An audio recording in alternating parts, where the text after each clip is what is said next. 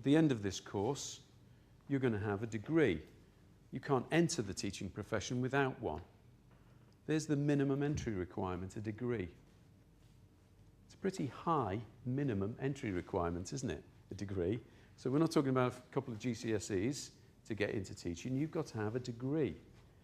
And then it's not finished. You've got to come on a course like this and acquire 33 competences and skills.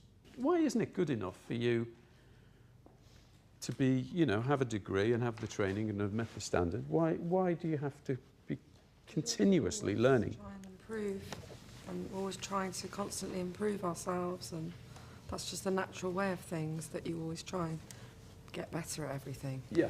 No child is ever going to be the same as someone you taught 5 years ago or in 4 years' time. Yeah. It's every child's individual, and therefore you need to meet their needs every single time. That's right.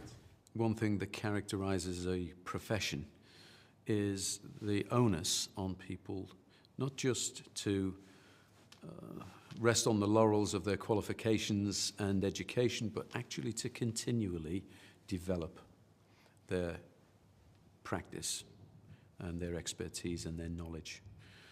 Universities and academics will research things that feed in to our best practice, and it is our responsibility to draw on that. If you work in a shop, you can say like the shelves stacked, or if you're a cleaner, you can say like the bedrooms are all done now. But with the things that you normally associate professional jobs to be, they're normally like defined as careers as well, whereas other ones aren't. There isn't really an end point to where your work stops.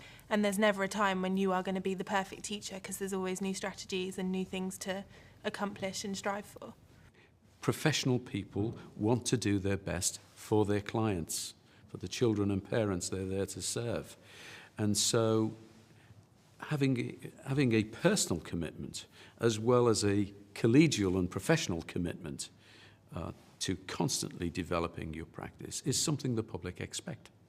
This is an interesting one, a career-long commitment to professional development. You will be expected not just to say at the end of this course, right, I know it all now, I've got a degree, I'm a teacher, don't need to learn anything else. You won't be thinking that. You'll be thinking, I need to go on more courses. I need to go and observe some other teachers who are more experienced, who are really good at teaching maths or what have you, and learn from them. And you share ideas, and you're constantly wanting to develop. You know that when you enter teaching, it's the first stage. You're going to be a classroom teacher. You've got lots of responsibilities, but they're relatively limited compared to people who are head of department, head of a phase, deputy head of a primary school, curriculum coordinator. You will know that as you progress, you can take on more responsibility, more seniority. It can become quite complex, and you can go specialise. You can go in different directions. The onus to professionally develop gives you that opportunity that you can become a specialist in something, special needs teaching or whatever, or you can become a manager, you can become a head of department or a head teacher. So that principle about constantly not just maintaining, but developing your practice is something we all expect of all our professional groups.